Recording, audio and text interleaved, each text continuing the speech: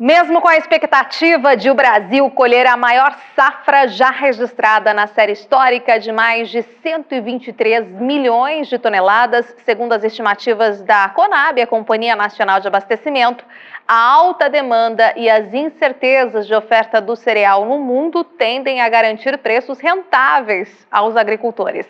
Ou seja, o cenário de mercado de milho permanece favorável ao produtor. Sobre isso, eu converso agora com André Sanches, pesquisador da área de milho do CPEA, o Centro de Estudos Avançados em Economia Aplicada, da Escola Superior de Agricultura Luiz de Queiroz, da Universidade de São Paulo. Oi, André, boa noite para você, bem-vindo à nossa edição do Agro em Foco. Há muita expectativa em torno dessa condição, dessa notícia de o Brasil se tornar líder na exportação do milho também, seguindo aí os passos, de tudo que acontece em relação à soja e outras commodities também. Ou seja, o olhar do mundo voltado para o Brasil na questão dessa liderança, um ritmo bastante intenso de oferta também, o que a gente tem observado pela Conab. Com isso, mesmo com bastante oferta, mas a demanda aquecida também, os preços, eles seguem e devem continuar remuneradores aos produtores? Boa noite, Renata. Boa noite a quem nos acompanha. Confirmo, as informações atuais, todas as estimativas apontam para, sim, mais um ano safra com produção recorde de milho. Isso mostra o brilhantismo, a capacidade do produtor brasileiro de produzir de forma rentável, de forma segura, um volume de produção aí recorde, e isso tem atraído a atenção do mundo. Vale ressaltar que nós viemos de um ano safra muito difícil em termos globais, hemisfério norte sofrendo com um clima seco e quente, Estados Unidos sofreu uma frustração de safra. Por outro lado, o Brasil está conseguindo produzir muito bem. Nós tivemos aí na safra passada um recorde de produção e esse ano, mais uma vez, nós temos tudo para reajustar esses números. Conforme as estimativas oficiais apontam, a produção, o ritmo de semeio está caminhando muito bem e as estimativas atuais apontam sim para um novo recorde de produção. Então isso vem consolidar, vem solidificar o brilhantismo do produtor brasileiro em termos de produção de grãos. O sistema soja-milho tem evoluído e tem conseguido produzir e apresentar resultados brilhantes aí nos últimos anos. E isso tem atraído a atenção de demandantes externos. Vale a pena frisar que recentemente o Brasil assinou, tem se aproximado de compradores chineses, então o Brasil tem buscado, inclusive, novos compradores para esse excedente doméstico. Exatamente, até noticiamos aqui a questão da China também, nessa entrada, nessa compra e todo esse cenário externo que a gente tem bastante demandante. Agora, em relação à competitividade dos nossos preços, também devem seguir aí um ritmo bastante favorável, tanto a qualidade, que a gente sabe que é muito boa, da nossa cultura, do milho brasileiro, mas sobretudo da competitividade também em relação aos preços. Isso deve permanecer, já que há outras realidades importantes, como você colocou há pouco, hemisfério norte, a questão da Argentina também, a gente sabe que teve várias intempéries, várias adversidades em outras regiões produtoras do globo, do mundo. Sim, Renata, você tem razão. Vale a pena frisar que hoje a produção está acima dos 120 milhões de toneladas. E, por outro lado, o Brasil tem a capacidade de consumo, demanda, é em torno de 80 milhões de toneladas, 79, 78 milhões. Então nós temos um excedente de produção muito grande, atualmente estimado em 55 milhões de toneladas. E de fato o Brasil precisa buscar compradores para esses 55 milhões. Então que bom que o Brasil tem conseguido de fato se aproximar de parceiros externos, tem aproveitado essas oportunidades. Infelizmente, nós vimos aí frustrações no hemisfério norte, agora recentemente na Argentina, e o Brasil tem conseguido produzir muito bem, com milho de qualidade e a preços competitivos.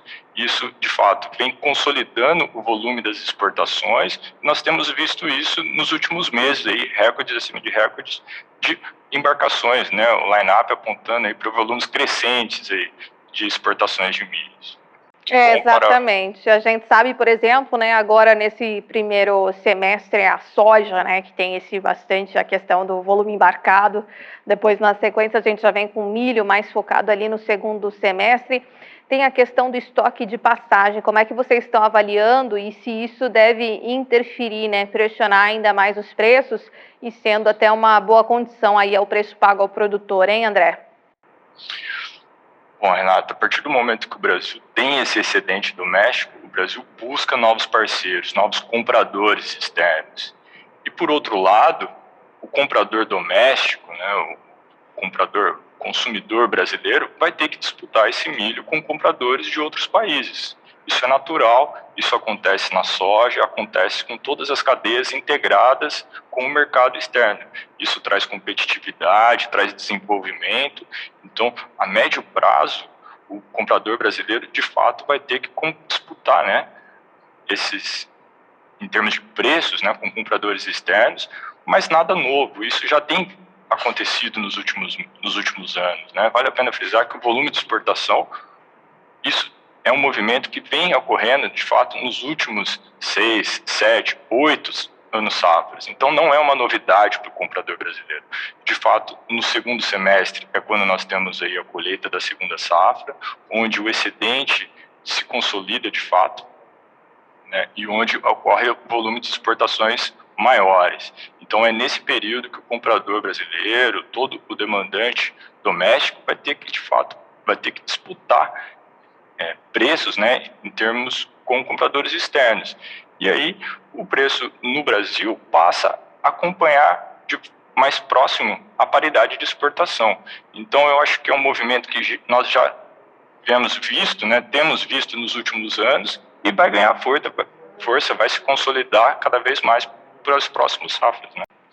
E aí realmente é avaliar para quem é comprador aqui nacional, entender o melhor momento ali dessa compra, né? Saber lidar com o mercado, oferta, demanda. A gente tem ainda a situação, infelizmente, da guerra, e esse cenário externo também acaba impactando a questão do volume de grãos, né? Ou seja, temos situações externas que também, de alguma maneira, acabam interferindo, não, André?